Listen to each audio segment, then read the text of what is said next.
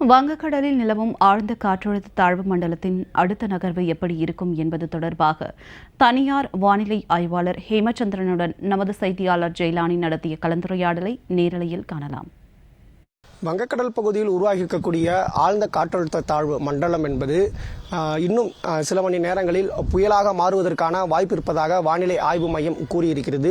தற்போது அந்த நிகழ்வின் நிலை என்ன, இதன் காரணமாக தமிழகத்தில் எந்தெந்த பகுதிகளில் மழை என்பது நீடிக்கும், எத்தனை நாட்களுக்கு நீடிக்கும் என்பது தொடர்பாக விளக்குவதற்காக தனியார் வானிலை ஆய்வாளர் ஹேமச்சந்திரன் நம்மோடு இருந்திருக்கார். வணக்கம் சார், சொல்லுங்க. இப்போ வங்கக்கடல் பகுதியில் இருக்கக்கூடிய அந்த ஆழ்ந்த காற்றழுத்த தாழ்வு பகுதியின் நிலை என்ன, அது அடுத்தடுத்து எந்த மாதிரியான பகுதிகளை நோக்கி நகரும், அடுத்து தமிழகத்துக்கு எந்த மாதிரியான மழைக்கான வாய்ப்புகள் இருக்கு? தற்போது ஆழ்ந்த காற்றழுத்த தாழ்வு மண்டலம் மத்திய இலங்கை மற்றும் அதனை ஒட்டிய தென்மேற்கு வங்கக்கடல் பகுதிகளில் நீடித்து வருகிறது. இது அடுத்த 6 மணி நேரத்தில் இன்று பிற்பகலுக்குள்ளாக ஒரு புயலாக மாறுவதற்கான சாதக சூழல் காணப்பட்டு வருகிறது. இது தொடர்ந்து வடக்கு வடமேற்கு திசையில் நகர்ந்து இன்று மாலை நேரத்தில் வட இலங்கை மற்றும் அதனை ஒட்டிய டெல்டா கடலோர பகுதிகளை அடையும் என எதிர்பார்க்கப்படுது. அதன் பிறகு இது ஒரே இடத்தில் நிலை கொண்டு பெரிதாக நகராமல் அடுத்து வரக்கூடிய 36 மணி நேரத்திற்கு அதே பகுதியில் நிலை மையம் கொள்வதற்கான வாய்ப்புகள் இருக்கு. இதன் விளைவாக டெல்டா மாவட்டங்களில் குறிப்பாக நாகை, மயிலாடுதுறை, காரைக்கால் மாவட்டங்கள்ல இன்று காலை முதலே மழையின் தீவிரம் படிப்படியாக அதிகரித்திருக்கு. அடுத்து வரக்கூடிய 24 மணி நேரத்திற்கு டெல்டா மாவட்டங்களான நாகப்பட்டினம், திருவாரூர், மயிலாடுதுறை, காரைக்கால், கடலூர், தஞ்சாவூர் உள்ளிட்ட மாவட்டங்கள்ல பரவலாக அநேக இடங்கள்ல மிக கனமழை முதல் அதீத கனமழை எதிர்பார்க்கலாம். குறுகிய காலத்துல தீவிர மழை பொழிவுக்கும் வாய்ப்பு இருக்கு டெல்டா மாவட்டங்கள்ல. வடகடலோர மாவட்டங்களை பொறுத்த வரைக்கும் சென்னை, திருவள்ளூர், காஞ்சிபுரம், செங்கல்பட்டு, புதுச்சேரி, விழுப்புரம் மாவட்டங்கள்ல விட்டு விட்டு மழை பதிவாகும், அவ்வப்போது கனமழையாக இருக்கும். இப்போ நம்ம நேரடியாகவே பார்க்கணும், வானிலை ஆய்வு மையம் கொடுத்த தகவலின்படியே நாகப்பட்டினம் மாவட்டத்தில் இப்போ வரைக்கும் 17 சென்டிமீட்டர் அளவிற்கான மழை என்பது பதிவாயிருக்கு.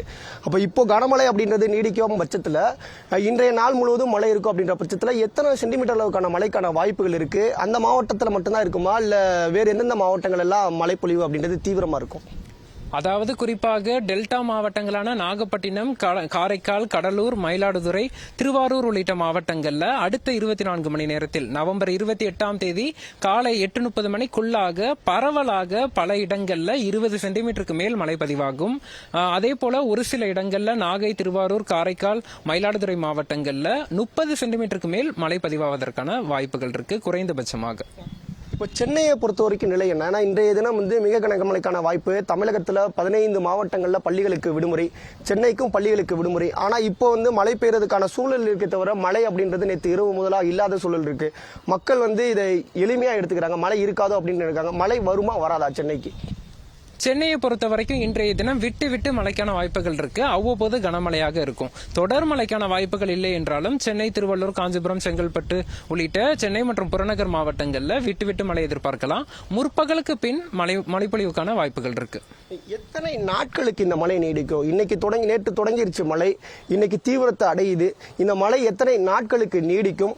இப்ப அந்த ஒருவேளை புயலா வலுப்பட்டுச்சு அப்படின்னா அதை நோக்கி பயணிக்கக்கூடிய திசை எந்த திசையா இருக்கும்? கரையை கடக்கக்கூடிய பகுதிகள் எதுவாக கணிக்கப்படலாம்? அதாவது தற்போது தொடங்கியிருக்க மழைப்பொழிவு டிசம்பர் 1ஆம் தேதி வரைக்குமே நீடிப்பதற்கான வாய்ப்புகள் இருக்கு.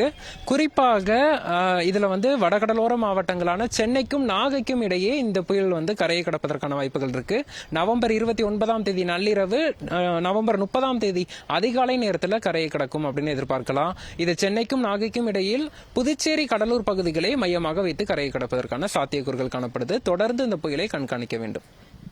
நிச்சயமாக வானிலை ஆய்வாளர் தெரிவிக்கக்கூடிய கருத்தின் அடிப்படையில் அடுத்த 5 நாட்களுக்கு, குறிப்பாக சொல்ல வேண்டும் என்றால் இந்த மாதம் 30ஆம் தேதி வரையிலாக மழைக்கான வாய்ப்புகள் என்பது இருக்கிறது.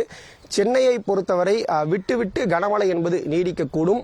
டெல்டா மாவட்டங்களாக இருக்கக்கூடிய நாகப்பட்டினம் பகுதியில் அதீத கனமழை என்பது நீடிக்கக்கூடும் என்பதாக கூறப்படுகிறது. இன்றைய தினம் அந்த வங்கக்கடலில் உருவாக்கக்கூடிய அந்த ஆழ்ந்த காற்றழுத்த தாழ்வு மண்டலம் என்பது புயலாக வலுப்பெறக்கூடும். இவை நாகை, சென்னைக்கு இடையே கரையை கெடுப்பதற்கான அதிக வாய்ப்பு இருப்பதாக கூறப்படுகிறது. ஜெயா பிரஸ் செய்திகளுக்காக ஒளிப்பதிவாளர் புஷ்பராஜ் மற்றும் லோகேஷுடன் செய்தியாளர் முகமது ஜெயிலானி.